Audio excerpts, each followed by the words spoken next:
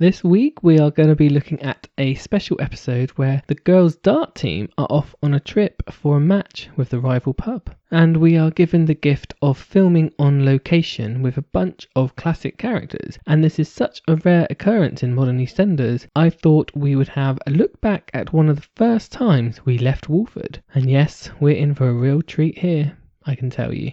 The women of Walford are getting ready to go to a very special darts match representing the Queen Victoria pub, and Den, being as generous as ever, is supplying them with a couple of crates of wine, along with some oranges that Pat has filled with booze. Now, these will come into play a bit later on, don't you worry about that. Care of you, you win anything with a quiet life. Italian red, German white. Generous to a fault.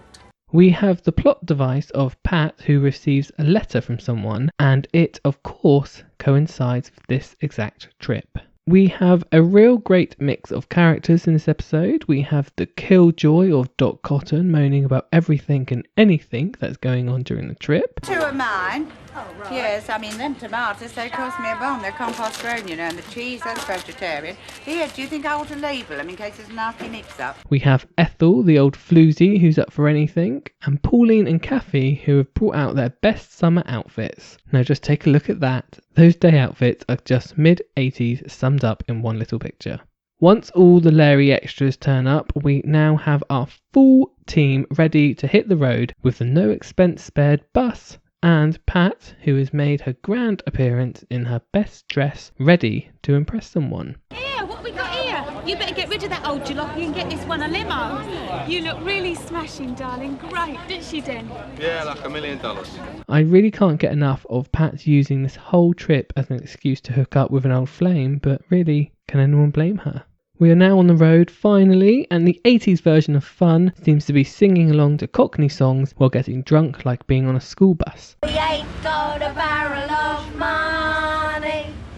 Maybe we're One of the many high points of this trip for me is Dot's constant commentary on the day, and she wastes no time in getting started by dragging Pat for her outfit choice and also the amount of makeup she's got on. No, look at her all done up like a dog's dinner. Oh dear. Well, I wish you hadn't said that, Dot. Of course, we have our first bump in the road when the bus breaks down. I mean, really, come on, did anyone not see this coming? And this is where we are introduced to a new character who is a happy-go-lucky sort of rogue who has many a skill, but he's kind of yet to master anything. Apart from flirting, of course, as he has that down to a fine art.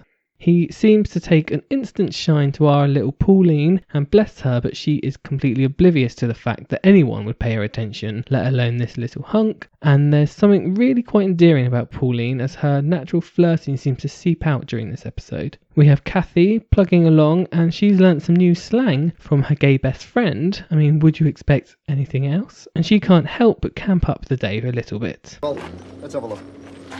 Oh, he's a bit hunky, isn't he? Yes. Oh, that's what Barry would say if he was here. I wonder where you got that word from. Now we have the van all fixed by our new friend. He decides to tag along without really being asked because, well, I guess it's the 80s and why not? It's anything goes. You may have thought now that we've skipped something here, quite important, but no, this really is the next scene. He's offered to follow the bus, he's taken them to a car park, and now he's showing them the way. Again, why is he following them around and why is no one saying anything? We've got a bit more of that sexy B plot here where Pat is checking on the time, keeping all of us guessing exactly what she's got planned. She uses that age-old excuse of popping off to the loos only to be missing for, I don't know, about 4 hours. And yes, don't worry, that creepy man's still hanging around. He's now offering them all drinks and seems to have taken on the role of a waiter. Is anyone going to ask why he's still there, or is everyone just happy to be waited on?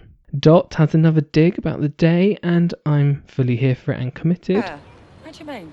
Why, it's a long time since I've heard her say so little. My lips are sealed. And as for the wine, well, she was certainly giving her elbow a rest. Dot then offers to take that bag of oranges because nothing can go to waste, but little does she know, these are laced with alcohol, and the day for Dot is just about to get a lot better. We've got Pat, who's still on the loo, and Dot comments are coming thick and fast now after having an orange or two. And yes, for some godforsaken reason, that man's still just standing around with this group of women, and no one, and I mean no one, seems to be batting an eyelid at this. I'll come and keep you company.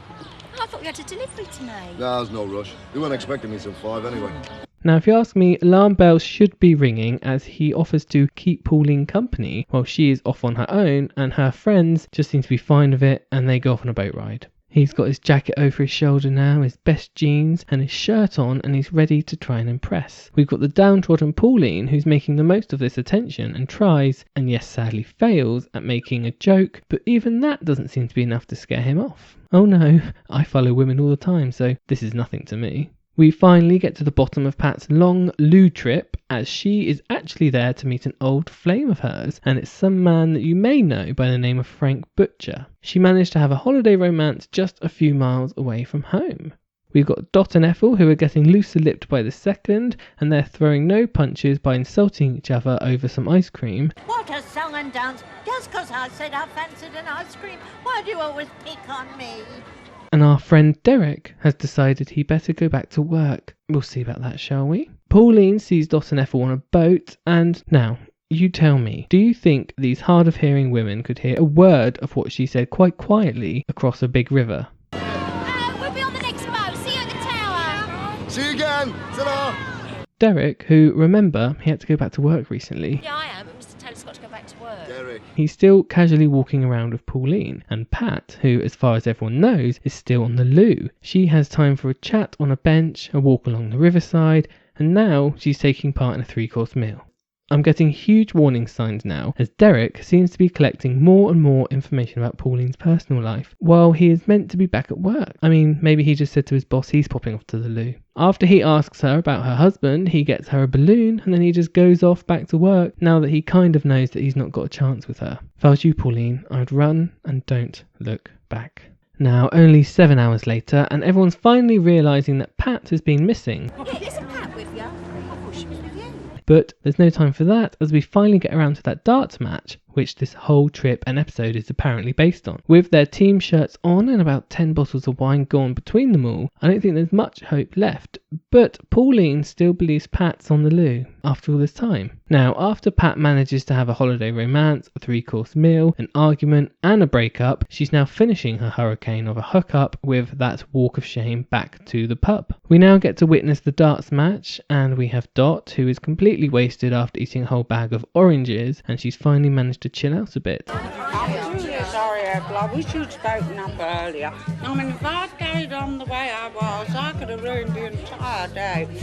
Pauline, she's playing her best. She misses 2 of the boards and just about scores enough on that last shot to win the match. And that woman in the background with the pearl necklace and the cardigan, she's not pleased. And this concludes our trip with a drunk bus full of regrets and thoughts on the trip they've just had. It's always such a reflective time, I feel, when you're slowly sobering up on your way back home in the back seat of a cab, or in this case, a bus. Now, seeing these episodes again, it just confirms to me how great this original cast were. You get to see these group of women who are all so different, taken out of their comfort zone, and they really mix up their interactions and their friendship groups, and it's such a great way to see these characters. And also we have that introduction to Frank, who is just fantastic, and also, who could forget Derek? Where did he go? So let me know in the comments below what you thought about this episode, and also if you have any suggestions for future episodes that we can look back on. And don't forget to like and subscribe to this channel, otherwise I might just send Derek over to see you.